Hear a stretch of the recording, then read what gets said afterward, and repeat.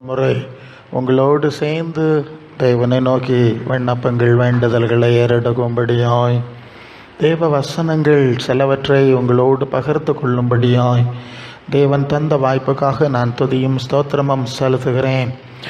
அன்புக்குரிய யாவருக்கும் இரட்சகரும் ஆண்டவருமாக இயேசுவின் நாமத்தினால என் அன்பின் நல்வாழ்த்துக்கள். அல்லேலூயா. நாம் வசனத்தில் போகலாம். அப்போஸ்தலராகிய பவுல் ரோம சபைக்கு எழுதின நிருபம் 2ஆம் அதிகாரம் அதன் 7ஆம் வசனத்தை நாம் படிக்கிறோம். படிங்க. ரோம 2:7 படிங்க. சோர்ந்து போகாமல் நற்கிரியைகளை செய்து மகிமையும் கனத்தையும் அழியாமையும் தேடுகிறவர்களுக்கு தேவன் நித்திய ஜீவனை அளிப்பார். சோர்ந்து போகாமல் நற்கிரியைகளை செய்து மகிமை கனம் அழியாமை தேடுகிறவர்களுக்கு நித்தியமானவைகளை அளிப்பார். அழியாமையை தேடுகிறவர்கள். இந்த உலகத்தில் 2 விதமான மனிதர்கள் இருக்கிறார்கள். அடிப்படையில் பெரும்பாலான மனிதர்கள் அழிவுக்கு உரியவைகளை நாடி தேடி ஓடி உழைத்து பிரயாசப்பட்டு வாழ்க்கையை முடிக்கிறவர்கள். சரிதானே? சந்தேகம் இருக்கா உங்களுக்கு? இந்த காரியத்தில் உங்களுக்கு சந்தேகம் இருக்கா? யாராவது ஒரு சின்ன கூட்டம் இருக்குது, அப்புறம் பார்க்கலாம். அழியாமைக்காக நித்தியமாக இருக்கக்கூடிய காரியத்திற்காக ஓடுகிறவர்கள், உழைக்கிறவர்கள், பிரயாசப்படுகிறவர்கள் எத்தனை பேர் இருப்பாவே நினைக்குதிய நீங்கள்? அல்ல, உங்களே கேட்டு பாருங்களேன். நான் அழியாமை நித்தியம் மகிமைக்குரியவைகளை தேடுகிறவள் தானே? அல்ல, இல்லை அழிவுக்குரியன்னு சொன்னால் இங்கே உள்ள எல்லாமே அழிவுக்குரியதான். அல்ல, முதலாவது நாம் அழிவுக்குரியது சரீரம், மாம்ச சரீரம் அழிவுக்குரியது. சரிதானே? அது 1 கொரிந்தியர் 15ஆம் அதிகாரத்தில் வரும்போது இப்படி படிக்கிறோம். அழிவுக்குரியவைகள் அழியாமையை சுதந்தரிப்பது இல்லை. அல்லேலூயா. மாம்சமும் இரத்தமும் தேவனுடைய ராஜ்யத்தை சுதந்தரிப்பதில்லை. அது 50 இல்லையா? சகோதரரே, நான் என்ன சொல்கிறேன்? மாம்சமும் இரத்தமும் தேவனுடைய ராஜ்யத்தை சுதந்திரிக்க மாட்டாது. அழிவுள்ளது அழியாமையை சுதந்திரிப்பது இல்லை. சரிதானே? அப்போ மாம்சமும் இரத்தமும் அழிவுள்ளதா இல்லையா? சந்தேகம் இருக்கா உங்களுக்கு? சந்தேகம் இருக்கான்னு கேட்கேன். இப்போ உள்ளவர்களுக்கு சந்தேகமாக தான் இருக்குது. ஏன்னா இப்போ உள்ள டிவி பிரசங்க மாதிரிலாம் பாருங்கள், தலைக்கெல்லாம் பெயிண்ட் அடிச்சுக்கிட்டு தான் வராங்க. இல்லையா? அவங்க மறைமுகமாக ஒரு செய்தி சொல்லாவ எங்கள் சரீரம் அழியாது, அப்படி தானே அர்த்தம் ஆகுது அதுக்கு? இல்லையா? ஆமாம், இது முக்கியமான ஒரு விஷயம் இல்லையா? நீங்கள் ஆதியாகமம் 3ஆம் அதிகாரம் 19வது வசனத்திலே தேவன் சொன்ன சாப வார்த்தை, நீ மண்ணில் இருந்து எடுக்கப்பட்டாய், மண்ணுக்கு திரும்புவாய். திரும்பணுமா வேண்டாமா? கொஞ்சம் உற்சாகமாக சொல்லுங்கள். இதுதான் உண்மை. சத்தியத்தை அறிவீர்கள், சத்தியம் உங்களை. அது யோவான் 8:32. சத்தியம்னா என்ன? அந்த வார்த்தைக்கு சத்தியம்னா என்னது? உண்மை, ஃபேக்ட், ரியாலிட்டி. சரிதானே? சத்தியம்னா உண்மை, உண்மைன்னா ஃபேக்ட், ஃபேக்ட்னா ரியாலிட்டி. ஓகே. அப்போ மண்ணில் இருந்து எடுக்கப்பட்டது மண்ணுக்கு திருமணங்கிறது ஒரு சத்தியம் தானா? சத்தியம்தாங்க. அது யூனிவர்சல் ட்ரூத்தஸ். ஆமாம், இங்கே எல்லாரும் அது உண்மை. இப்போ சத்தியம்னா அநேக காரியத்தை சத்தியம்னு சொல்லுவாங்க. சத்தியம் என்றால் உண்மையானது, நிஜமானது. இப்போ நான் இப்போ சொன்னது ஒரு சத்தியம்தான். மண்ணிலிருந்து எடுக்கப்பட்டது மண்ணுக்கு திரும்ப வேண்டும், அழிவுக்குரியது அப்படிங்கிறது ஒரு சத்தியம். அதை புரிந்து கொள்ள வேண்டும். அது முதல்ல அழியாமல் படைக்கப்பட்டிருந்தோம், தேவசாயலில் இருந்தோம். பிறகு சாத்தானுக்கு பின்ன போனதுனால இந்த பெரிய சாபம் வந்துட்டு அது அங்கே வசனம் இருக்குது, நீ பெருக வேண்டாம், பெருகும்போது வேதனையை பெருக பண்ணுவேன் இல்லையா? 3:16. ஏன்? நீயே சாத்தானுக்கு பின்ன போயாச்சு. இன்னும் உனக்கு பிள்ளைகள்லாம் எப்படி இருக்கான்? உனக்கு மக்கள் எப்படி இருக்கான்? நீயே போயாச்சு இல்லை? நான் தானே உங்களை நேரடியாக படைச்சி உங்கள்கிட்ட எல்லாம் சொல்லி தந்துட்டு போன பிறவே கேட்கல. அதனால் உங்கள் பிள்ளைகள் நீ பரிசுத்த சந்ததியாக இருக்காது. அதனால தான் நீ பெருக வேண்டாம், பெருக வேதனை கூடிரும். உலகத்தில் பார்த்துட்டு இருக்கோம். ரெண்டாவது ஆதாம்கிட்ட சொன்னார், நீ என்ன அசட்டை பண்ணாய், பூமி உன் நிமித்தம் சபிக்கப்பட்டிருக்கான், பலன் கொடுக்காது, முள் குறுக்கெல்லாம் முளைப்பிக்கும், செடியை நட்டால் பூச்சி வெட்டிட்டு போயிடும், பிறகு காற்றடிச்சு எல்லாம் வாழையெல்லாம் விழுந்து கிடக்கும் கிலோ வெட்டுக்கு முன்னே. இதானே பார்த்துட்ருக்கோம் இல்லையா? நீ உயிரோடு இருக்க நாளெல்லாம் வருத்தத்தோடு அதன் பலனை இதுதானே இன்றைக்கி வரை பார்த்துட்ருக்கோம். இது ஒரு தடவை யாராவது மாற்றிருக்காவளா? ஒரு தடவை மாற்றலை. பணம் இருந்தாலும் பிரச்சனை தான், இல்லாட்டாலும் பிரச்சனை தான், அல்ல இல்லையா? நமக்காவது கொஞ்சம் தைரியமாக இறங்கி தான் ரோட்டில் ஓடி நடக்கலாமே. பணக்காரனுக்கு வெளியே இறங்க முடியாது, கடத்திக்கிட்டு போயிடுவான், அல்ல இல்லை? அவன் பெரிய கோடீஸ்வரர்களெல்லாம் கொஞ்சம் சந்தோஷமாக இருக்கணும்னா வெளிநாட்டுக்கு போனான், யாருன்னு தெரியாத ஒரு இடத்துல போனால் ரோட்டில் ஓடி நடக்கலாம், அல்ல இல்லை? இல்லைன்னா ஆமாம், அப்படிப்பட்ட இடங்களுக்கு போனோம், ஆள் கண்டுக்கிட்டான்னா பிரச்சனை. அப்படிப்பட்ட நிலையிலேயாக்க அவங்களுக்கு ஜீவிதம், அல்ல இல்லையா?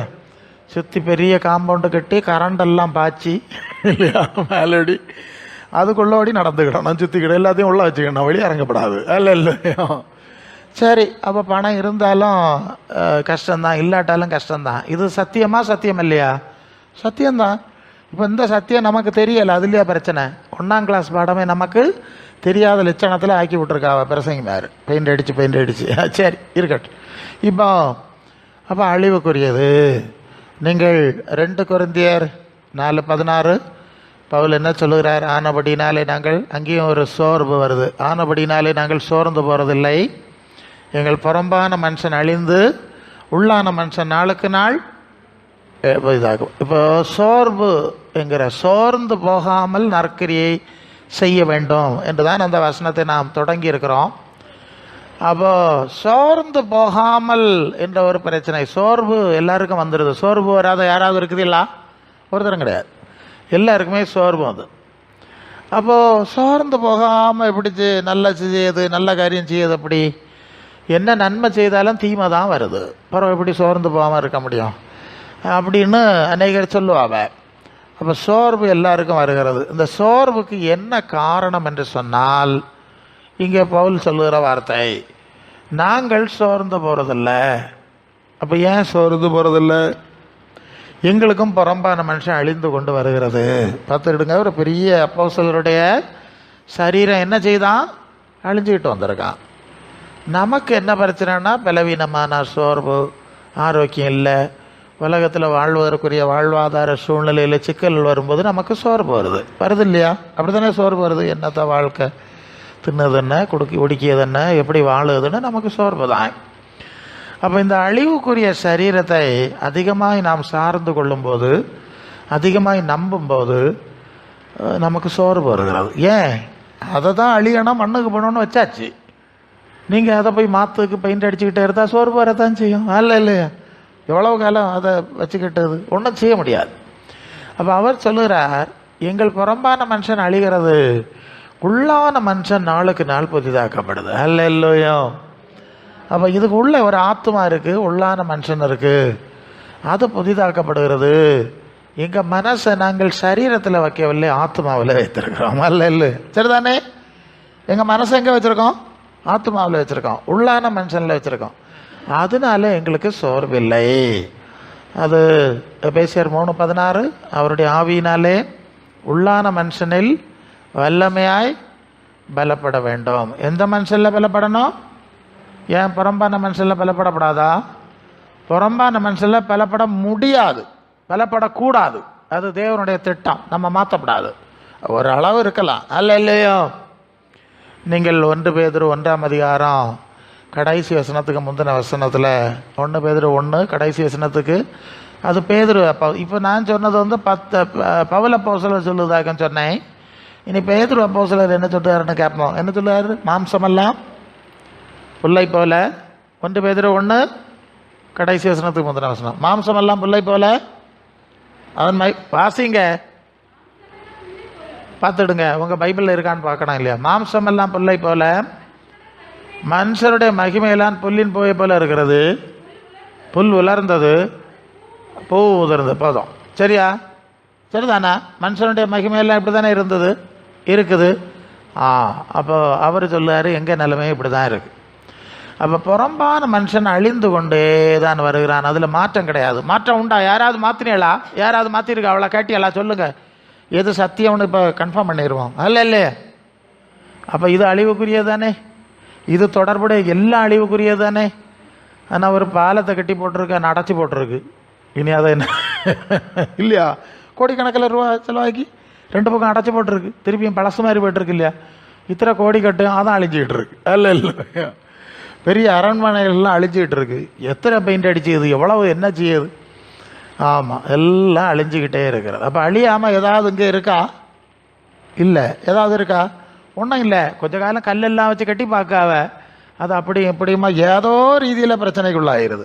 இல்லையா, கைவிடப்பட்டு பெரிய கட்டடங்கள்லாம் கைவிடப்பட்டு கிடக்கு. ஏன்னா கன்னியாகுமரியில் ஒரு பெரிய கட்டடம் ரயில்வே ஸ்டேஷனுக்கு போகிற என்ட்ரன்ஸுக்கு பக்கத்தில் என்ன பிரம்மாண்டம், வேலை முடியக்கு முன்னே கைவிட்டாச்சு. அண்ணாடா வருஷ கணக்கா உயரமாக கட்டி மேலே வேலை முடியலை அண்ணானிக்கு. இல்லை இதனை இடித்து மாற்றினோம்னாலே அது பெரிய பாடு. அதுக்கு ஒத்தரை கோடி வேணுமா தெரியாது இல்லையா. கொஞ்ச காலத்து அப்புறம் செயலிழந்தப்புறம் இடிஞ்சு வந்துடும், அதை யூஸ் பண்ண முடியாது, ரீயூஸ் பண்ண முடியாது. அதை இடிச்சுட்டு புதுசு தான் கட்டணும், அது பெரிய பிரச்சனை. அப்போ எல்லாம் அழிஞ்சிட்டு வருதா இல்லையா? அழிஞ்சிட்டு தான் வருது பிரசங்கியாரு. ஆனால் பெயிண்ட் அடித்து உலகம் நம்ம முட்டாளாக்கிட்டு இருக்கு இல்லையா. அப்படித்தானா? அழிஞ்சிக்கிட்டு தான் இருக்கு, தீமை தான் நடக்குது. ஆனால் எப்போ எல்லாம் ஆசீர்வாதமாக இருக்க மாதிரி படத்துக்கு குறை இல்லை.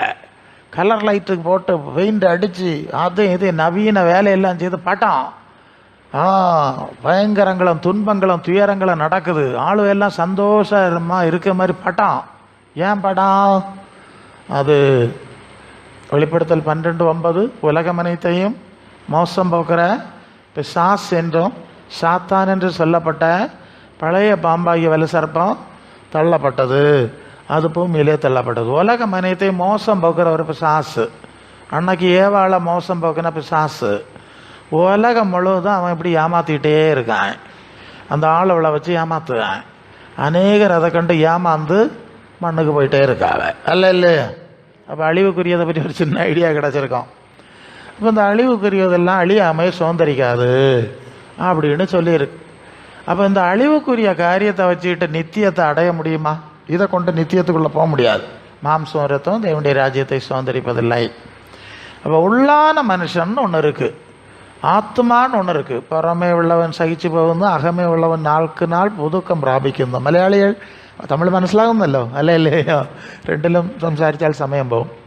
ഓക്കെ, ഞാൻ സംസാരിക്കുന്നവനാണ്, എന്നാലും സമയം പോകും, നിങ്ങൾക്ക് മനസ്സിലാവും.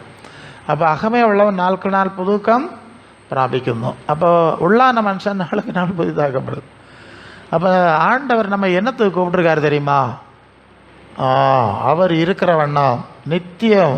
நீங்கள் யோவான் 11:25 நானே உயிர்த்தெழுதலும் ஜீவனுமாக இருக்கிறேன், என்னை விசுவாசிக்கிறவன் மரித்தாலும் பிழைப்பான். அப்போ ஜீவன் 10:10 யோவான் 10:10 நான் திருடன் படங்காட்டுவதற்கும் இந்த மோசடி செய்வதற்கும் கொல்லவும் கடைசியில் கொண்டு கொல்லவும் அழிக்கவும் வருகிறான். நானும் என் ஆடுகளுக்கு ஜீவன் உண்டாயிருக்கவும் அது பரிபூர்ணப்படவும் வந்தேன். சரி, அப்போ நித்தியம் இல்லாத அழிவுக்குரிய காரியத்தை பார்த்தாச்சு. அப்போ அந்த காரியத்துக்கு நம்ம முக்கியத்துவம் கொடுத்து ஓடினா நமக்கு கிடச்சது மண்ணு தான். சரிதானா? சொல்லுது நேராக தான் சொல்லணும். சுற்றி வளர்ச்சி என்னத்துக்கு? உண்மையை சொல்லுது நேரடியாக சொன்னால் போகிறாதாக்கும். அது சுற்றி வளர்ச்சி என்னத்துக்கு? மண் இல்லை பிரசங்கியாரு, ஒரு மலர் வளையம் கூட கூட்டிக்கிடுங்க. சரிதானே? மலர் வளையம் வச்சு ஆவையில் அதுக்கு மேலே என்னது? அப்படி கண்ணீர் அஞ்சலின்னு வால் போஸ்ட், இவ்வளவு தானே பாத்திய உலக நடப்ப. நான் சத்தியம் பேசிகிட்டு இருக்கேன் உங்களுக்கு. சரி, அப்போ இந்த மண்ணுக்கு அழிவுக்குரிய காரியங்களுக்காக நம்ம ஆண்டவரை பின்பற்றினா 1 கொரிந்தியர் 15:19-20 1 கொரிந்தியர் 15:19-20 இம்மைக்காக மாத்திரம் கிறிஸ்துவின் மேல் நம்பிக்கை உள்ளவர்களாக இருந்தால் எல்லா மனுஷரை பார்க்கிலும் என்ன வார்த்தை அது? பரிதபிக்கத்தக்கவர்களாய் இருப்போம். கிறிஸ்துவோ மரித்தோரிலிருந்து எழுந்து நித்திரை அடைந்தவர்களில் முதற் பலனானார். 23 அங்கே வாசிக்கும்போது அவன் தன் வரிசையிலே உயிர்ப்பிக்கப்படுவான். இருக்கா எல்லாருக்கும் பைபிள்லையும்? கொஞ்சம் கவனித்து கேளுங்க இங்கே. சரி, அப்போ இந்த உலகத்திலே மண்ணுக்கும் மலர் வளையத்திற்கும் ஓடுகிறவர்கள் பரிதாபமானவர்கள் தானே. மற்றவன் தெரியாமல் ஓடுவான் போட்டு, அவனுக்கு தெரியலை, விஷயம் தெரியலை, அவன் ஓடுவான். நமக்கு தான் ஆண்டவர் சொல்லி தந்திருக்கார்ல, அல்ல இல்லையோ? அப்போ அழிவுக்குரிய காரியங்களுக்காய் ஓடுகிறவர்கள் சோர்ந்து போவது உறுதி. சரிதானே? என்ன பிரசங்க யாரும் இப்படி ஆகி போச்சு, விலையும் நிலையுமா இருந்தவர் மண்ணில் வச்சிட்டோமே, வேறு வழி இல்லை. அது முதல்ல தெரியுமே, அவனுக்கு சின்ன குழந்தைகளுக்கே தெரியுது. இப்போ நமக்கு தெரியலைன்னா இப்போ உள்ள பிரசங்க மாதிரிலாம் நீ சாவ மாட்டாய், என்னைக்கும் இப்படியே இருப்பாய், முதல் வயதிலும் புஷ்டியும் பசுமையாக இருப்பாய்ன்னு சொல்லி சாவ மாட்டாயின்னே ஒரு எண்ணத்தை உண்டாக்கி விட்டாச்சு. அல்ல இல்லையா? நாம் சாவ மாட்டோம், போக மாட்டோம், என்னைக்கே இப்படி இருப்போம்னாக்கா அளவில் கண்ணு. அதான் பிரசங்க மாதிரி தலைக்கு அவிய பெயிண்ட் அடிச்சுட்டு வந்துட்டு நிற்கிது. ஒரு கள்ளப்பு சாசு வேலை நடந்துகிட்டு இருக்கு, நீங்கள் விழிப்பாக இருக்கணும். சரி, இதெல்லாம் அழிவுக்குரிய. அப்போ அழியாமல் எங்கே இருக்கிறதுன்னா உள்ளான மனுஷன் ஆத்மா நாளுக்கு நாள் புதிதாக்கப்படுது. சரிதானா? அப்போ ஆத்மாவுக்கு அழிவில்லை. சரீரத்தை மாத்திரம் கொல்லுகிறவர்களுக்கு பயப்பட வேண்டாம்னு சொல்லிட்டார். அல்ல இல்லை, ஆத்மாவை அழிக்க முடியாது. நீங்கள் லூக்கா 16:19 தானே? 2 மனுஷர்கள் உலகத்திலே வாழ்ந்தார்கள். ஒருவன் ஒரு பெரிய ஐஸ்வர்யவா, அவன் ஆடம்பரமாய் சுகபோகமாய் 19 படிச்சுட்டு போனான், வாழ்ந்தான், நல்ல பேரும் நிலையும் விலையுமாய் வாழ்ந்தான். ஒரு லாசருன்னு ஒரு தான் இருந்தான், அவன் தெருவில் கிடந்தான், சாப்பிடுறது கொண்டான் இல்லை. இந்த மாபாவி எதையாவது துண்டு துணிக்க போடுவான்னு காத்து கிடந்தா இவன் போடவான் இல்லை, போடல இல்லையா? ஆசையோடு காத்து கொண்டிருந்தான்னு தானே எழுதியிருக்கு. இவன் சோறு சாப்பாடு கொடுத்த மாதிரி தெரியலையே. இந்த பாவப்பட்டவனுக்கு கொடுங்கடே, அவன் பட்டினி கிடக்காண்டான், அதில் அவனுக்கு ஒரு குடிசை கட்டி கொடுங்கடே, அவன் அதில் கிடக்கட்டு, அப்படியும் செய்யலை இல்லையா? ஒன்றும் செய்யலை. அவன் ஆசையாக இருந்தான், நான் ஏதாவது போடுவானா, மிச்சம் மீதி போடுவாடான்னு பார்த்தா அவனுக்கு அது பற்றிலாம் கவலை கிடையாது. ஐஸ்வர்யவான்களெல்லாம் இப்படி தானே, தங்களை பற்றி தான் கவலைப்படுவாங்க, அவங்களுக்கு அடுத்தவங்களை பற்றி கவலையே வராது. அல்ல இல்லையா? சரி, அப்போ பிறகு என்ன நடந்தது? ஒரு தான் ஆசீர்வதிக்கப்பட்டவன்னு எல்லாரும் சொல்லியிருப்பாங்க. ஏன்னா அவன் பழைய ஏற்பாட்டு ஆள். ஒருத்தன் கர்த்தர் ஒருத்தன் மேல் பிரியமாக இருந்தார், அவர் என்ன கொடுப்பாரு? நிறைய பணம் கொடுப்பாரு, பூமியிலே உயர்ந்த ஸ்தானத்தில் கொண்டு உட்கார வைப்பார், எல்லா ஜாதிகளையும் மேன்மையை வைப்பார். அப்படி தான் எழுதியிருக்கு லூக்கா ஒபாமா 28:14 இருக்குது. அதனால அவன் நினச்சிக்கிட்டான் கர்த்தர் என்னோட கூட இருக்கார். சரிதானே? இதெல்லாம் என்கிட்ட இருக்குன்னா கர்த்தர் கூட இருக்கனால தான் இதெல்லாம் இருக்குது. அவனுக்கு நினைவாது, அப்படியே போச்சு. இப்போ லாசரு பிச்சைக்காரன் ஒன்றும் இல்லை, தெருவில் கிடக்கான். அவன் நினச்சிருப்பான் என்கிட்ட இது ஒன்றும் இல்லை, அப்போ கர்த்தர் என்னோட கூட இல்லை, சாபம் அப்படி தானே நினச்சிருக்கான். அந்த கால சூழ்நிலை அதுதான், அது உண்மை சம்பவம். அது 2 பேரும் கண்ணை மூடினார்கள். எதை மூடினார்கள்? கண்ணை மூடின போது இப்போ ஐஸ்வர்யவான் பாதாளத்தில் வேதனைப்படுகிறான். அங்கே இருக்குது, பாஸ்த நேரம் போயிடும். இந்த லாசர் எங்கே இருக்கான்? ஆபிரகாமுக்கு பக்கத்தில். இப்போ புரியுதா? உண்மை சம்பவம் தானே இதெல்லாம். லாசருன்னு சொல்லியாச்சு, ஆபிரகாம் இருந்த இடத்த சொல்லியாச்சு, பார்த்தான்னு சொல்லியாச்சு. ஓகே, அப்போ சாவு வர நாம் கண்ட காட்சி ஒன்று, கண்ணை மூடின பிறகு நடந்த சம்பவம் இன்னொன்று, நேர தலைகளை. சரிதானே? உண்மைதான், நாங்கள் இருக்கதானே. இது போல தான் உலகத்தில் நம்ம வாழுதும் நம்ம காணுதும் நம்ம இங்கே இருக்க காட்சி எல்லாம் வேறு. கண்ணை மூடும்போது நாம் சந்திக்க போகிற சூழ்நிலை நேர தலைகளை இருக்கும். அல்ல இல்லையா? இம்மை மறுமையும் ஒன்றுக்கொன்று எதிரடையானதுங்கிறத மனசில் வச்சுக்கிட்டேன்னா, இங்கே அற்பமாக இருக்க ஆளுகள் அங்கே ஆண்டவட்ட நீதிமான்களாக இருந்தால் உயர்வாக இருப்பாங்க. இங்கே பெரிய பேரோட போலோட இருக்கவன் அங்கே தாழ்ந்த நிலையில் இருப்பான். சில ஆளுவ நோட்டீஸ் ஒட்டியிருக்காவ, விண்ணக வாழ்வின் 2ஆம் ஆண்டு. எப்படி எப்படி விண்ணக வாழ்வின் வாஸ்தியலா? நீங்கள் வாஸ்தியலான்னு கேட்டேன், பத்திரிகையில் பார்த்தியலான்னு கேட்டேன். விண்ணக வாழ்வின் அவர் எங்கேயாவது ஃபோன் பண்ணி சொன்னாரோ 2 வரையும் பரலோகத்தில் இருக்கேன்னு? என்னத்தை சொல்லுதிய நீங்கள்? கள்ளக்கதைகளுக்கு ஒரு கணக்கு வேண்டாமா? அவர் எங்கே போனாருன்னு இவ யாருக்கும் தெரியாது. அவர் ஏதோ அங்கேருந்து தகவல் அனுப்புனது மாதிரியும் இவையெல்லாம் எல்லாத்தையும் எழுதி முடித்து அங்கே அடித்து பரத்தி விட்டுருது கலரில். அல்ல இல்லையா? கள்ளத்தை மோசம் போக்குற உலகத்தினுடைய உச்சகட்டத்தை பார்த்துடுங்க.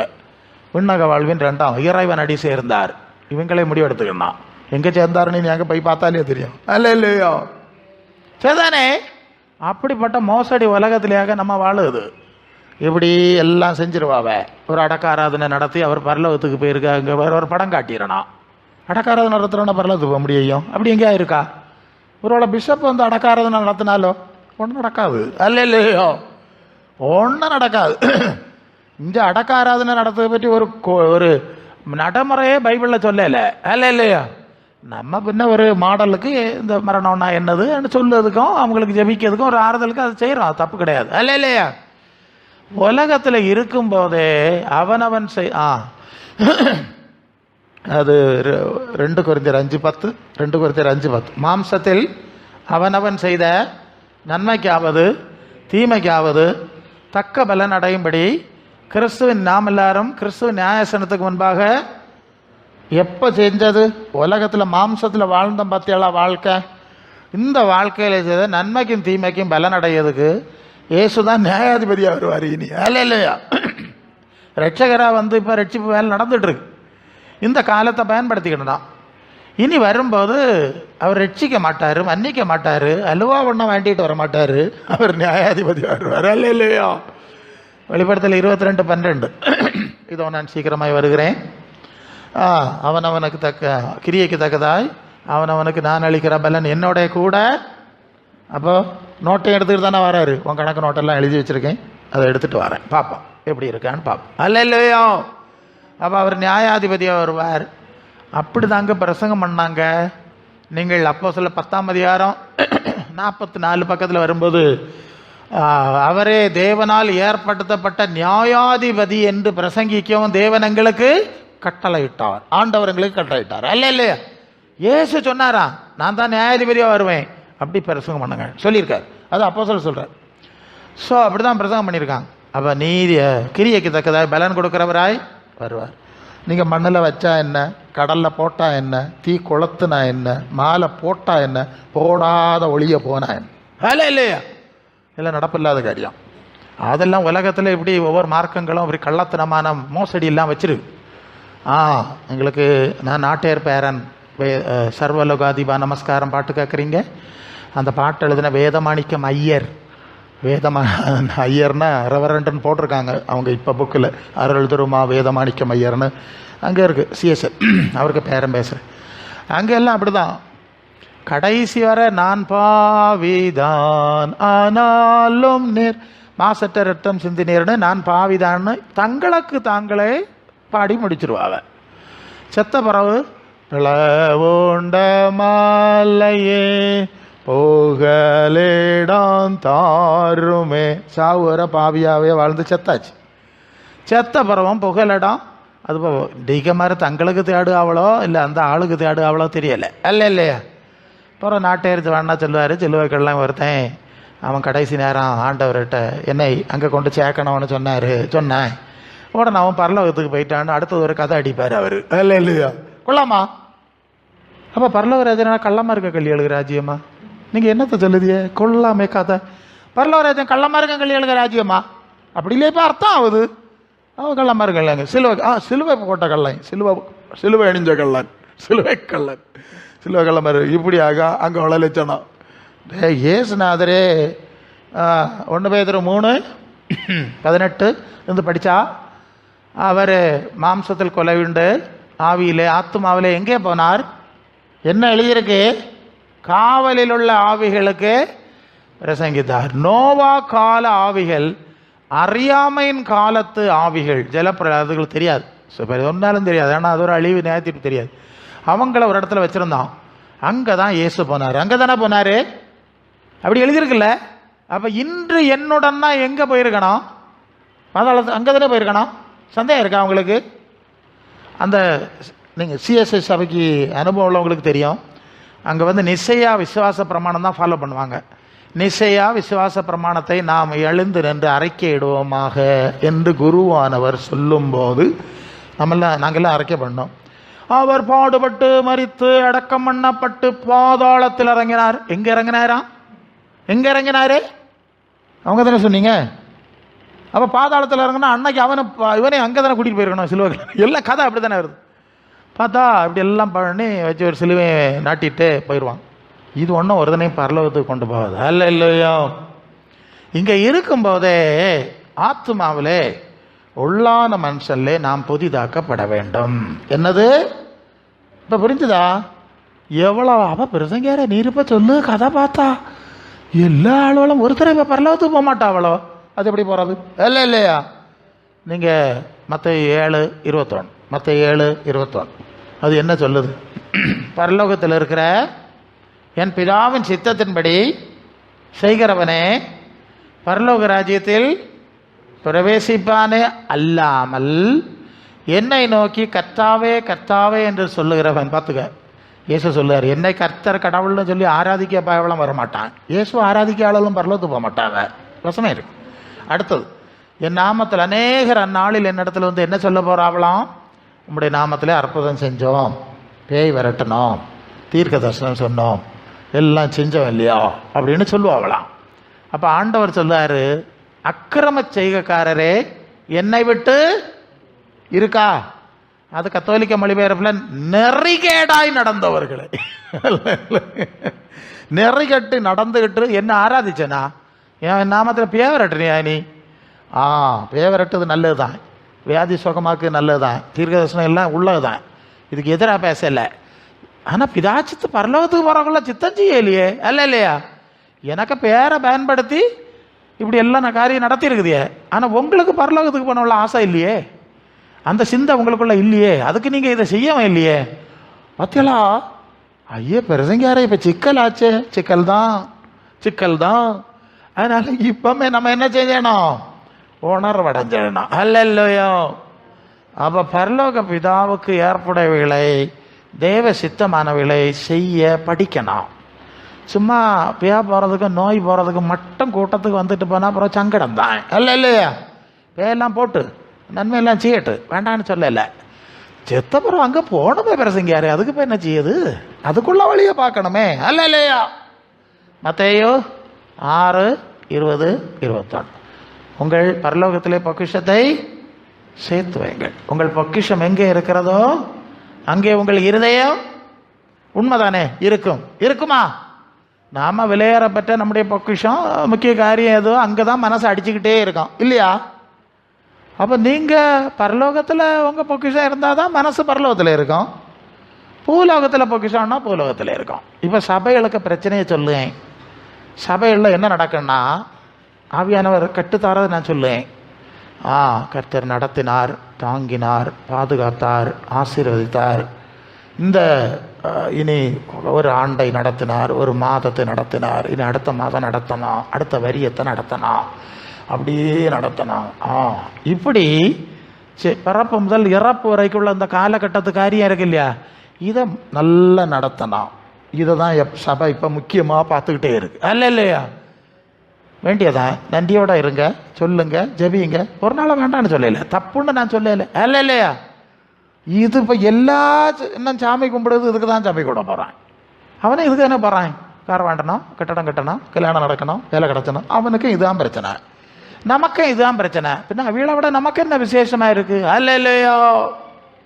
மத்தேயு 6:33 ஆண்டவர் சொல்றார், முதலாவது தேவனுடைய ராஜ்யத்தையும் அவருடைய நீதி கேட்ட காரியங்களையும் தேடுங்கள் சொன்னாரா?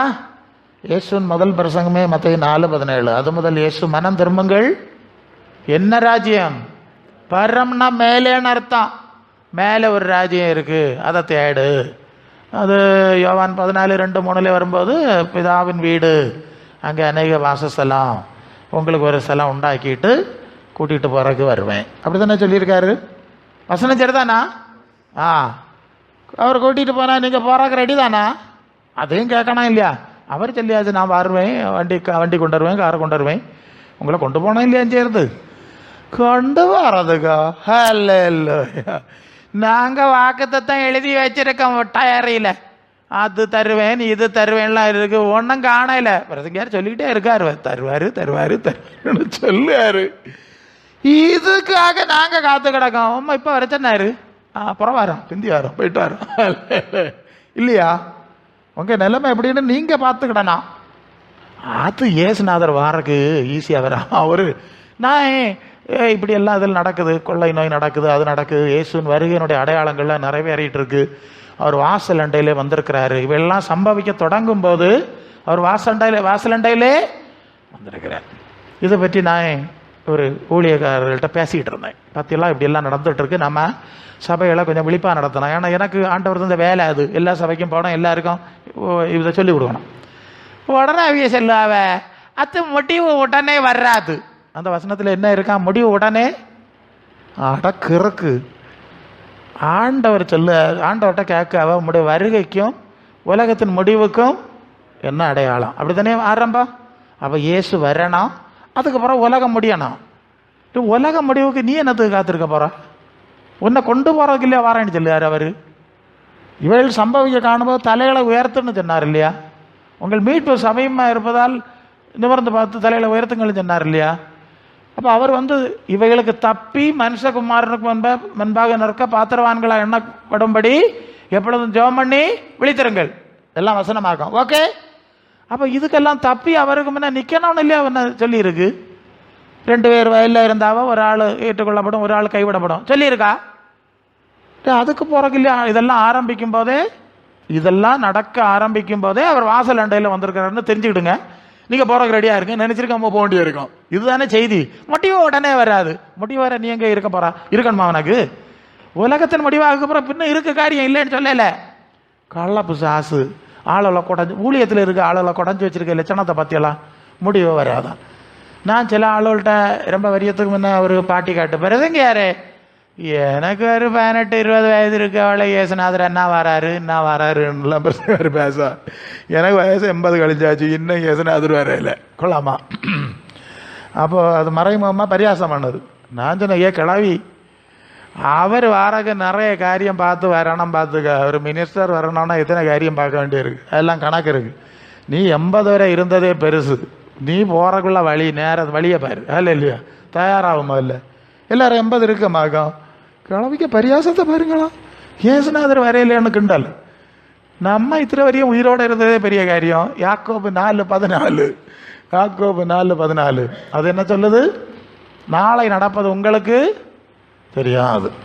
நாங்கள் உயிரோடு இருந்தால், தேவனுக்கு சித்தமானால் இன்னதை செய்வோம் என்று சொல்லுங்கள்னு அப்போஸ்தலனாகிய யாக்கோபு எழுதி வச்சிருக்கார்.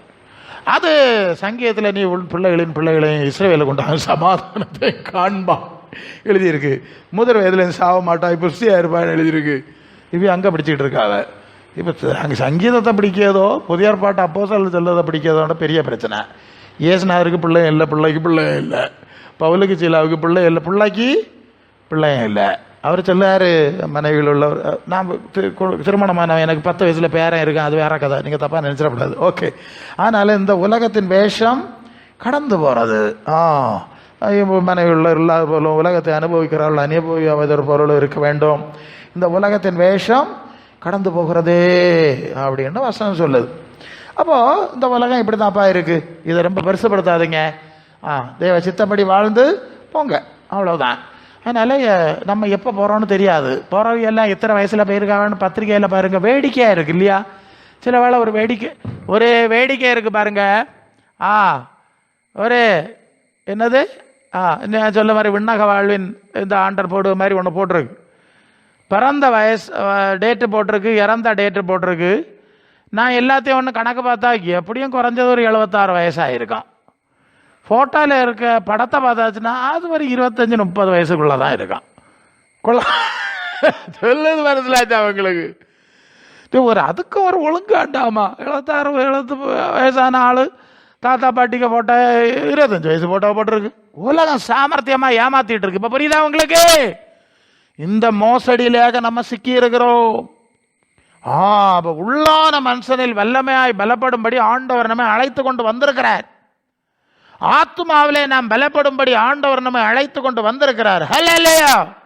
எதில் பலப்படணும்? ஆத்மாவிலே பலப்படணும். இந்த ஆத்மா தான், அதான் சாவுக்கு பிறகு இருக்குன்னு சொல்லிட்டேன். எனக்கு தான் வசனங்கள் வந்துட்டே இருக்கும், நேரம் போயிடும், நான் முடிக்கணும். இந்த ஆத்மாவிலே நாம் மறுரூபப்பட வேண்டும்.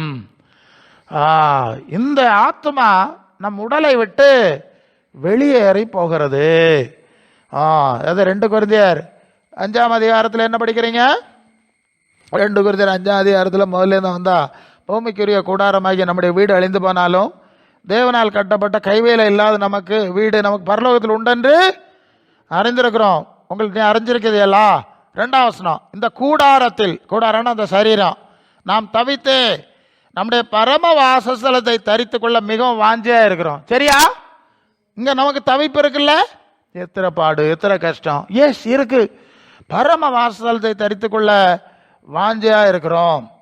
7ஆம் வசனம், இந்த தேகத்தில் குடியிருக்கையில் கர்த்தரிடத்தில் குடியிராதவர்களா இருக்கிறோம் என்று அறிந்தோம், எப்பொழுதும் தைரியமா இருக்கிறோம். நான் தைரியமாகவே இருந்து இந்த தேகத்தை விட்டு குடி போகவும் கர்த்தரிடத்தில் குடியிருக்கவும் அதிகமாய் விரும்புகிறோம். அல்லேலூயா. அப்போ ஆத்மாவில் சரீரத்தில் குடியிருக்கிறோம். ஐடியா கிடச்சல? இந்த உள்ளான மனுஷன்ல இருக்கிறோம். இந்த ஆத்மா இந்த சரீரத்தை விட்டு வெளியேறி போகிறது. ஐடியா கிடச்சல? போயிடும். ஒரு நாள் இதுக்கு வெளியே போயிடும். இதை சரீரத்தை மண்ணில் வச்சிருவோம். ஆத்மா எங்கே போகுது?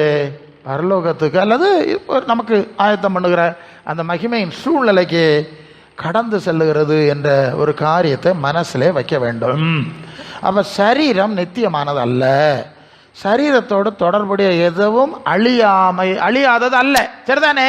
நமக்கு அழியாமையை தேடணும், அதான் செய்தி. அப்போ பெரும்பாலானவர்கள் அழிவுக்குரியவர்களை தேடி போறார்கள்னு சொல்லிட்டோம். நம்ம அழியாமையை தேடணும்னா நம்முடைய சிந்தை அழியாமை உள்ள நமக்குள் இருக்கிற ஆத்துமாவிலே இருக்க வேண்டும். இப்ப புரிஞ்சது ஐடியா? முதல் சிந்தை நம்முடைய ஆத்துமா உள்ளான மனுஷன்ல இருந்தால்தான் நாம் அழியாமையை அடைய முடியும். இந்த சரீரம் அழிவுக்குரியதிலே இருந்தால் இது அழிவுக்கு போவோம், ஆத்மாவையும் கெடுக்கும், அதான் அழிவுக்கு போவோம் கடைசியில். இல்லையா? அதுக்கு இன்னொரு ஸ்டேஜ் இருக்கு, மனசுல வைங்க. பிலிப்பியர் 1ஆம் அதிகாரத்திலே 23, இந்த தேகத்தை விட்டு பிரிந்து கிறிஸ்துவுடனே கூட இருக்க எனக்கு ஆசை உண்டு, அது அதிக நன்மையா இருக்கும். அல்லேலூயா. அப்ப கிறிஸ்து மரித்தோரிலிருந்து எழுந்து தேவ வரலவாசத்திலே பரலோகத்தில் இருக்கிறார். அப்ப கிறிஸ்து இருக்கிற இடத்துல கிறிஸ்துவோடு கூட இருக்க எனக்கு ஆசை உண்டு. புரிஞ்சுதா உங்களுக்கு? இயேசுவோடு கூட இருக்க உங்களுக்கு ஆசை உண்டா? ஆசை உண்டா? ஆசை வரணும். வரையிலன்னா பின்ன ஆண்டவர் என்ன கூப்பிடுறது என்ன அர்த்தம், என்ன பிரயோஜனம்? கொலோசையர் 3:2 வசனம், கிறிஸ்து தேவனுடைய வலது பார்சத்தில் இருக்கிற மேலானவைகளை தேடுங்கள், பூமிக்குரியவளை அல்ல, மேலானவைகளை தேடுங்கள். எழுதியிருக்கா? நாடுங்கள், தேடுங்கள். சரியா? அப்ப கிறிஸ்து இருக்கிற இடத்துக்குரியவளை தேடுகிறீர்களா, இல்லை இந்த அழிவுக்குரியவளை தேடுகிறீர்களா? நீங்க நினைச்சு பார்த்துடணும், நீங்க சிந்திச்சுடணும். உங்க விதியை நீங்க எழுதிக்கிடணும், வேற யாரும் எழுத முடியாது. ஹல்லேலூயா. அப்போ அழிவுக்குரியதுலே மனசு வச்சிருந்தா அப்புறம் அழிவுக்கு தான் போகணும். கிறிஸ்து இருக்கிற இடத்துக்குரியவளை தேடினால், அல்லது பூமிக்குரியவள் அல்லன்னு சொல்லியிருக்கு இல்லையா, அழகா சொல்லியிருக்குல்ல ஒரு வசனம், அது தேடினால் மட்டுமே அந்த அழியாம உள்ள சூழ்நிலைக்கு நாம செல்ல முடியும். ஹல்லேலூயா. ஐடியா கிடைச்சல? அதனால தான் மனசை பரலோகத்தில் வையின்னு சொன்னது. சரி, இப்போ 1 யோவான் 3:2 சொல்லுது, இப்பொழுது தேவ பிள்ளையா இருக்கிறோம், இனி அவர் வெளிப்படும் போது அவர் இருக்கிற வண்ணமாகவே அவரை தரிசிப்பதனாலே அவருக்கு ஒப்பா இருப்போம் என்று அறிஞ்சிருக்கீங்களான்னு கேட்போம். இருக்குல்ல வசனம்?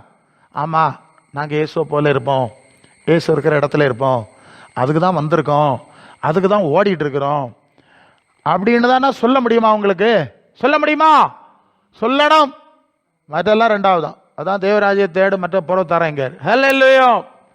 அப்போ இயேசு இருக்கிறது போற ஒரு புதிய சரீரம் கிடைக்கும். சரீரம் கிடைக்குமா? கிடைக்க வேண்டும். பிலிப்பியர் 3:21, அவர் நம்முடைய 20:21 நம்முடைய குடியிருப்பு பரலோகத்தில் இருக்கிறது. அங்கே இருந்து கர்த்தராக இயேசு கிறிஸ்துவின் ரட்சகர் வர எதிர்பார்த்து காத்து கொண்டிருக்கிறோம். அவர் தம்முடைய வல்லமையான செயலினாலே நம்முடைய அற்பமான சரீரத்தை அவருடைய மகிமையான சரீரத்துக்கு அப்பாய் மாறு ரூபப்படுத்துவார். உங்களுக்கு ஐடியா கிடைச்சதா? எதுக்கு ஆண்டவர் உங்களை கூப்பிட்டாரு? எதுக்கு இப்படி ஒரு குடிசையை கட்டி இங்க இந்த காரியம் நடந்துட்டு இருக்குன்னு தெரியா உங்களுக்கு? தெரியணும். ஹல்லேலூயா. அப்போ இயேசு இருக்கிற இடத்துக்கு போவோம். இயேசு இருக்கிற வண்ணமாகவே நாங்கள் அவரை தரிசிப்போம். நானே உயிர்த்தெழுதலும் ஜீவனுமா இருக்கிறேன், என்னை விசுவாசிக்கிறவன் மரித்தாலும் பிழைப்பான் சொல்லியிருக்கா? அதுக்காக இங்க வாரது அல்லாம பிரசங்கியாரு கொஞ்ச நாளமாக எனக்கு இது சரியில்லை, அது சரியில்லை, அப்படி இல்லை, டிவியில் வேற ஒரு பிரசங்கியார் படம் காட்டுகிறார், அங்க போனா கொள்ளாமோன்னு தோணுது. எப்படி? மரத்தடி, தென்னை அடி, மாவடி, புளி அடின்லாம் நிறைய அடிகள் இருக்கிறது. அங்கே போனால் கொள்ளாமோன்னு தோணுது. கொஞ்ச நாளாகவே எங்கே போனாலும் உனக்கு வாழ்க்கையில் ஆண்டவர் வந்து இல்லாமல் ஒரு மாற்றமும் வராது. அல்ல இல்லையா? இங்கே இருந்தாலும் அவர் தான் வரணும், அங்கே இருந்தாலும் அவர் தான் வரணும். மற்ற ஆளுனா ஏசுநாதரை பிடிச்சி அங்கே கட்டி போட்டிருக்கா அவ்வளோ. இரவே இங்கே கொஞ்சம் ஆளலைஞ்சா வருவாவ, நீர் வேற இடத்துக்கு போகப்படாதுன்னு கட்டி போட்டிருக்கா அவளா? அப்படியா? அப்படி ஒன்றும் இல்லையே. அவர் எங்கேயும் வரணும் இல்லையா? இங்கே வச்சு நன்மை செய்யாமட்டா நீ எங்கே போனாலும் செய்ய முடியாது. அல்ல இல்லையா? எங்கே போனாலும் ஆண்டவர்கிட்ட போய் தான் தீரணும். ஆண்டவர் சொல்வது கேட்டு தான் தீரணும். ஆண்டவருக்கு பின்னால் போய் தான் தீரணும். அப்போ தான் அவர் நன்மையை செய்ய முடியும். சரிதானா? வீணா போட்டு பைசா இல்லை நாசாக்கு என்னது? அல்லோ. அது எபேசியர் 4ஆம் அதிகாரத்தில் 11 படித்தா கிறிஸ்துவின் நிறைவான வளர்ச்சியின் அளவுக்கு தக்க பூரண புருஷராகும் வரைக்கும் சபையானது பக்தி விருத்தி அடைவதற்காய் பரிசுத்தவான்கள் சீர்பொருந்தும் பொருட்டு அவர் சிலரை அப்போஸ்தலராய், சிலரை தீர்க்கதரிசிகளாய், மேய்ப்பர்களாய், போதவர்களாய், சுவிசேஷர்களாய் ஏற்படுத்தினார். நாம் இனி குழந்தைகளாயிராமல் மனுஷருடைய சூதும் வஞ்சிக்கிறதுக்கு ஏதுவான பல காற்றுகளினாலே அலைபட்டு அலைகிறவராயிராமல் அன்புடனே சத்தியத்தை கைக்கொண்டு தலையாகிய கிறிஸ்தவுக்குள் எல்லாவற்றிலும் வளர்கிறவர்களாக இருக்கும்படி சபையை வைத்தார். என்னத்தை வைத்தார்? புரிஞ்சல? சபையில் தான் எல்லா ஊழியக்காரர்களையும் வச்சிருக்கு. சபையில் தான் வரங்கள் அதிகாரங்களையும் வச்சிருக்கு. இதை நீங்கள் புரிஞ்சா நல்லது. அல்ல ஒரு இடம் ஓடாத. கர்த்தர் உனக்கு பக்கத்தில் உனக்கு சூழ்நிலையில் லோக்கல் சர்ச்சுன்னு சொல்லுவோம். என்னது அது? Local church. ஒரு சூழ்நிலையை தந்துடுவார். நீ அதில் போய் உட்கார, கற்றுக்கொள்ள, ஜபிக்க, அது தேவன் அதை வைக்கிறார், அதை வச்சிருக்கிறார். அதில் இருந்து அன்புடனே சத்தியத்தை கை கொண்டு, உண்மை சத்தியம் நிறைய இருக்குது, நான் ஒரு சிலது தான் சொல்லியிருக்கேன். இதை கை கொண்டு தலையாகிய கிறிஸ்துவுக்குள் எல்லாவற்றிலும் நீ வளரும்படி சபையை வைத்திருக்கிறார். ஹல்லேலூயா. அப்போ ஒன்று, கிறிஸ்துவை போன்ற சரீரத்தை அடைய போகிறோம், கிறிஸ்துவ இருக்கிற இடத்துக்கு போகிறோம். அதுக்கு முன்பு இந்த உலகத்தில் இருக்கும்போது கிறிஸ்துவின் சாயலை அடைகிறோம். அல்லேலூயா. கிறிஸ்துவின் சாயலை அடைகிறோம். அதான் சொன்னேன். ஏசு இப்போ வர்ஷிப்பிங் ஜீசஸ் அண்ட் ஃபாலோயிங் ஜீசஸ்ன்னு 2 விஷயம் இருக்குது. இயேசுவை ஆராதித்தல், இயேசுவை பின்பற்றல்னு 2 பிரச்சனை இருக்குது, 2 விஷயம் இருக்குது. இயேசுவை ஆராதிக்கிறவங்க மற்றவன் ஆராதிக்க மாதிரி சாமியே சத்தம் போடுற மாதிரி சத்தம் போட்டு போயிட்டே இருக்கிறான். ஓகே. ஆனால் இயேசுவை பின்பற்றுகிறவர்கள் மட்டும்தான் இயேசுவை போல அவர்கள் வாழ்வார்கள். அதே யோவான் 10:27-28 என் நாடுகள் என் சத்தத்துக்கு செவியோடு, நான் சொல்றது கேட்குது, அவை எனக்கு பின் செல்லுகிறது. Following Jesus. நான் அவைகளைத்தான், எனக்கு அவைகளை தான் தெரியும். சும்மா ஆத்திரத்துக்கு ஓடிட்டு போகிறவங்களே எனக்கு தெரியாதுங்கிறார். சரியா? இவங்களும் தெரியும், வசனத்தில் நடக்கிறவங்க, என் பின்னால் நடக்கிறவங்களும் தெரியும். நான் அவைகளுக்கு நித்திய ஜீவனை கொடுக்கிறேன். யாருக்கு கொடுக்காரு? அவருக்கு பின்னால் நடக்கிறவர்கள். அப்போ இப்படி கிறிஸ்துவின் இயேசுவை பின்பற்றி இயேசு நமக்குள் உருவாக வேண்டும். கலாத்தியர் 4:19 கிறிஸ்து உங்களில் உருவாகும் அளவு மறுபடியும் கற்ப வேதனைப்படுகிறேன். ஹல்லேலூயா. கிறிஸ்து நமக்குள் உருவாகணுங்க. அதான் நான் சொன்னேன், சும்மா மாலை போட்டுட்டு சாம்பிராணி வச்சுட்டு போகிறது கிடையாது. கிறிஸ்து நமக்குள் உருவாக வேண்டும். உருவாகணுமா? அடுத்தது கிறிஸ்து நமக்குள் வளர வேண்டும். ஹல்லேலூயா. பிலிப்பியர் 2:5 கிறிஸ்து இயேசுவுடைய சிந்தையே உங்களிலும் இருக்க வேண்டும். அப்போ கிறிஸ்துவனுடைய குணம், தன்மை, சிந்தை நமக்குள்ள வரணுமா வேண்டாமா? வர வேண்டும். 2 கொரிந்தியர் 3:18 நாம் எல்லாரும் திறந்த முகமாய் கர்த்தருடைய மகிமையை கண்ணாடியிலே காண்கிற வண்ணமாய் கண்டு ஆவியா இருக்கிற கர்த்தரால் அந்த சாயலாக தானே மகிமையின் மேல் மகிமை அடைந்து மறு ரூபம் அடைகிறோம். அல்லேலூயா. அப்ப பரிசுத்த ஆவியாகிய தேவன் நம்ம என்ன செய்யறாரு? இயேசுவை போல மாற்றுகிறார். அப்படித்தானே சொல்லியிருக்கு. அந்த சாயலாகத்தானே அவரை போல நம்முடைய உள்ளான மனுஷனை ரூபாந்தரப்படுத்தும். அல்ல புரிஞ்சா? அப்ப பரிசுத்த ஆவியானவருக்கு வேலை இயேசுவின் சாயலை நமக்குள்ளே உருவாக்குவது. அவருடைய முக்கியமான பிரதான வேலை. இயேசுவின் சாயலை உருவாக்குவது. அதனால தான் ரோமர் 8:9 சொல்வது, கிறிஸ்துவின் ஆவி இல்லாதவன் அவருடையவன் அல்ல. அது ஏன் அப்படி சொல்லியிருக்குன்னா, இந்த ஆவியை தேவன் முதலாவது இயேசுவுக்கு கொடுத்திருந்தார், அதே ஆவியை தான் நமக்கு கொடுக்கிறார். அப்போ அந்த ஆவி நமக்குள்ள வந்தா அவருக்குள்ள இருந்த சிந்தனை நமக்குள்ள வந்துடும், அல்ல இல்லையா, தன்மை நமக்குள்ள வந்துடும். அப்போ கிறிஸ்துவை போல கலாத்தியர் 4:6 அப்பா பிதாவை என்று கூப்பிடத்தக்க புத்திர சுவீகார ஆவி, அல்ல இல்லையா. அப்போ முதலாவது நமக்கு பரலோக சிந்தை உண்டாகணும், ஆத்மாவின் சிந்தை உண்டாகணும். ஆத்மாவிலே அழியாதது, அழியாமல் உள்ளது ஆத்மா. அப்போ அதுக்குரிய சிந்தை உண்டாகணும், பரலோக சிந்தை உண்டாக வேண்டும். இயேசுக்கு அவருடைய வார்த்தையின்படி, மாதிரியின்படி அவரை சீஷராக்கி ஞானஸ்நானம் கொடுக்க சொல்லியிருக்கு. அப்படி தானே சொல்லியிருக்கு மத்தேயு 28 கடைசி வசனத்தில். சீஷராக்கணுமோ பக்தராக்கணுமோ, அது எப்படி இருக்கு? சீசராக்கி தானே. சீசன்னா அவரை பின்பற்றுறதுன்னு அர்த்தம், சந்தேகம் இல்லைல்ல. நிறைய நேரம் முடிச்சிட்டு ஓகே. இயேசுவின் வசனத்திலே மாதிரியில் நடக்கிறவர்கள் சீசர். அப்போ சீசராக்கி ஞானஸ்நானம் கொடுக்கணும், ஞானஸ்நானம் எடுக்கணும். இயேசுவின் அடிச்சுவடு 1 பேதுரு 2:21 அவருடைய அடிச்சுவடில் நடந்து வரும்படி மாதிரியை பின் வைத்து போனார். அப்படிதான் இருக்கு. 2:21. 1 யோவான் 2:6 அவருக்குள் நிலைத்திருக்கிறேன் என்று சொல்லுகிறவன் அவர் நடந்தபடியே தானும் நடக்கணும். நடக்கணுமா வேண்டாமா? இப்படி இருக்கணும். பரிசுத்த ஆவியானவர் நமக்குள்ளே அதை செய்வார், அந்த சாயலை உண்டாக்குவார். ஒரு நாள் இந்த ஆத்துமா அந்த சரீரத்தை விட்டு ஆண்டவர் இருக்க இடத்துக்கு போயிடும், அல்ல. இதுதான் சுவிசேஷம். இதுக்கு தான் சபையை வச்சிருக்கு. அப்போ இருக்க இடத்துல இருந்து கிறிஸ்துவன் சாயலில் வளர்ந்து மகிமைப்பட்டு போகிறதுக்கு தான் நீங்கள் கவலைப்படணுமே தவிர, சொத்து சம்பாதிச்சனோ, பணம் சம்பாதிச்சனோ, கார் வேண்டனோ, வீடு கட்டணனோ, கல்லறை பூமி வேண்டி போட்டனோன்னு நீ கவலைப்படப்படாது. சொல்லுது புரியுதானே? நம்ம கடைசியில் அப்படியே ஒன்று வேண்டி போடணும் இல்லையா? வீடு வச்சு இடம் வாங்கிட்டு போட்ட மாதிரி கல்லறை பூமி வேண்டாண்டாமா, கடைசியில் அது ஒன்று வேணும், மனசில் வச்சுடுங்க. இப்படி நடக்கிறதுக்கு ஒன்று நம்ம ஆண்டவர் கூப்பிடல. இது நடக்கட்டும். முதலாவது மனசை பரலோகத்தில் ஆத்மாவில் சிந்தி, நித்தியத்தை பாரு, மகிமையை பாரு, அழியாமையை தேடு. அவர்களுக்கு தேவன் நித்திய ஜீவனை, முடிவற்ற மகிழ்ச்சியான வாழ்வரை நித்திய ஜீவனை அளிப்பார். ஒரு ஐடியா கிடைச்சதா? அப்போ இந்த நாளில் ஆண்டவரே எங்களுக்கு ஒப்பு கொடுக்குறோம், எங்களுக்கு உதவி செய்யும். நாங்கள் அநித்தியமான ஜீவனுக்குரியவளை அல்ல, நித்திய ஜீவனுக்குரிய வாக்கு தத்தங்களை. ஒரு வசனம் 1 யோவான் 2:26 நித்திய ஜீவனை அளிப்பேன் என்பதை அவர் நமக்கு செய்த வாக்கு தத்தம். உங்களை ஏமாற்றுகிற பிரசங்கிமாரை குறித்து எழுதியிருக்கிறேன், உங்களை வஞ்சிக்கிறவர்களை குறித்து எழுதியிருக்கிறேன். அப்படித்தானே இருக்கங்க இருக்குது. அப்போ நித்திய ஜீவனை தேடும்படி எங்களுக்கு உதவி செய்யும், எங்களுக்கு ஒப்பு கொடுக்குறோம் என்று சொல்லி ஒப்பு கொடுப்பீங்களா? கர்த்தர் உங்களை இந்த வார்த்தையினாலே